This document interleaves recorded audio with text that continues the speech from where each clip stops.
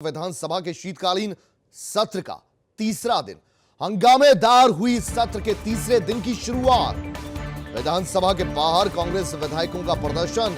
पहाड़ी उत्पादों को बढ़ावा देने के लिए दरअसल ये प्रदर्शन पहाड़ी उत्पाद हाथ में लेकर पहुंचे कांग्रेस के विधायक। पुलिस ने कांग्रेस विधायकों को गेट पर रोका।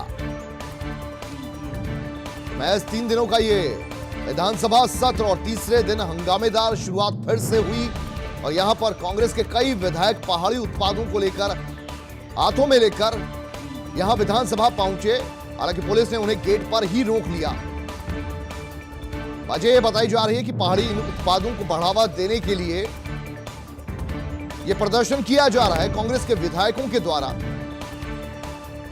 देहरादून से यह खबर, विधानसभा के शीतकालीन सत्र का आज तीसरा दिन है और हंगामेदार रही है सत्र के तीसरे दिन की शुरुआत। बहुत से कांग्रेस के विधायक बहुत से मुद्दों को लेकर यहां विधानसभा के बाहर प्रदर्शन करने लगे। खासतौर पर पहाड़ी उत्पाद, क्योंकि खुद भी वो पहाड़ी टोपियां पहनकर पहुंचे थे और हाथ में पहाड़ी उत्पाद लिए हुए थे और उनका यह कहना था कि इनको बढ़ावा नहीं दिया जा रहा। नवीन पांडे हमारे साथ, हमारे संवाददाता, और ज्यादा जानकारी इनसे लेंगे। नवीन, आपसे जानना चाहेंगे, बहुत से मुद्दे थे लेकिन अचानक से पहाड़ी उत्पादों का मुद्दा आ गया और विधानसभा के बाहर हुजूम लग गया। अभी क्या स्थितियां वहां पर? क्या कांग्रेस के वो विधायक जो उत्पादों को लेकर, उत्पादों को बढ़ावा देने को लेकर प्रदर्शन कर रहे हैं, विधानसभा के अंदर जा पाए? जी बिल्कुल कुलदीप, आपको बता दूं कि कांग्रेस के विधायक बड़ी तादाद में पहुंचे और माल्टा, खासतौर पर माल्टा, धान और गन्ने की फसल, जो छोटी फसल होती है, लेके पहुंचे थे। और उनका कहना है कि जो सरकार ने पिछली बार वादा किया था किसानों के समर्थन मूल्य को लेकर, माल्टा या जो पहाड़ी उत्पाद होते हैं उनको उत्पादन मतलब कृषि मंडी तक पहुंचाने की व्यवस्था की जाएगी। इन सब चीजों में सरकार पूरी तरीके से फेल रही है। रोजगार देने के मुद्दे पे फेल रही है। इन सब मुद्दों को लेकर उन्होंने जम के प्रदर्शन किया। अपने हाथ में माल्टा लाने का मकसद विधायकों का ये था कि अभी आपने गौर किया होगा, पिछले 2 दिन पहले हरीश रावत जो पूर्व मुख्यमंत्री रहे, उन्होंने माल्टा जीतो प्रतियोगिता आयोजित की थी, क्योंकि माल्टे का भाव कुलदीप आपको बताऊं 3 से 4 रुपया है मात्र, जबकि ये पहाड़ी उत्पाद बहुत ही अच्छा उत्पाद माना जाता है, संतरे की तरह होता है। और यहाँ पे किसान जो है उस पर काफी डिपेंडेंट होते हैं और हरीश रावत की सरकार में इसे बढ़ावा भी दिया गया था।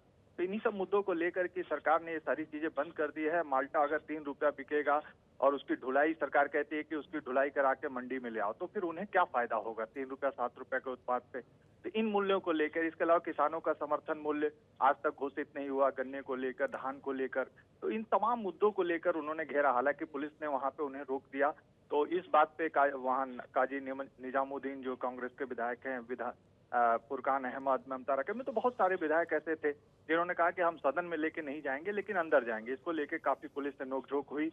अब फिलहाल स्थिति ये है कुलदीप कि अभी प्रदर्शन के बाद से उनको मनाया गया, मनाने के बाद से वो सदन पहुंचे हैं, सदन की कार्रवाई शुरू हुई। लेकिन उससे पहले प्रीतम सिंह ने एक बयान जारी किया है। उसमें उन्होंने कहा है कि आज भ्रष्टाचार, रोजगार और बेरोजगारी के मुद्दे पे जम के विधानसभा में हंगामा होगा। हंगामा हिंदी की मतलब उनको क्वेश्चन किया जाएगा और अगर जवाब माकूल सरकार नहीं दे पाएगी तो उसको लेकर वो हंगामेदार रहेगा।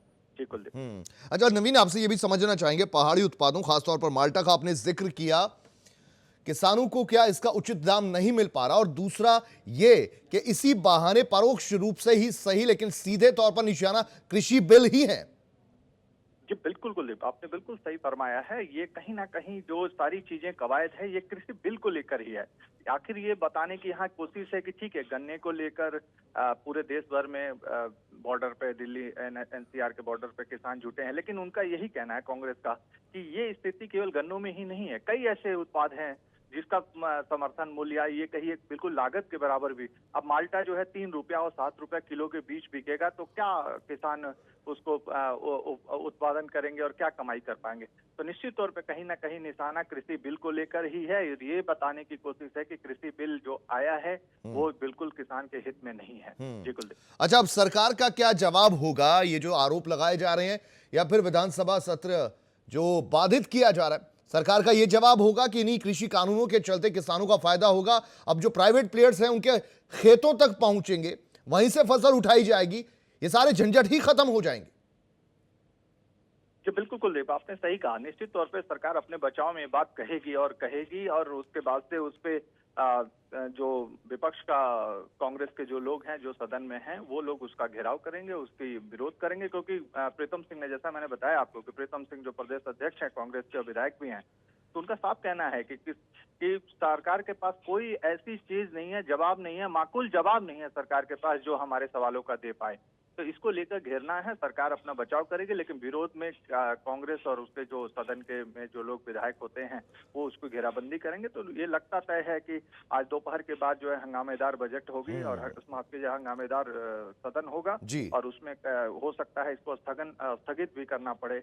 और एक बात और आपको कुलदीप बता दूं कि ये भी बात आ रही है, जैसे कि कांग्रेस ने इस मुद्दे को उठाया था तमाम की सत्र छोटा है, तो इस पे भी कार्य मंत्रणा लगभग 3 बजे के आसपास का रखा गया है, जिसमें कार्य मंत्रणा करके विधानसभा सत्र को बढ़ाने की बात भी हो सकती है, लेकिन हमें थोड़ा इंतजार करना होगा कुलदीप। चलिए, बहुत शुक्रिया नवीन पांडे इस पूरी जानकारी के लिए आपका।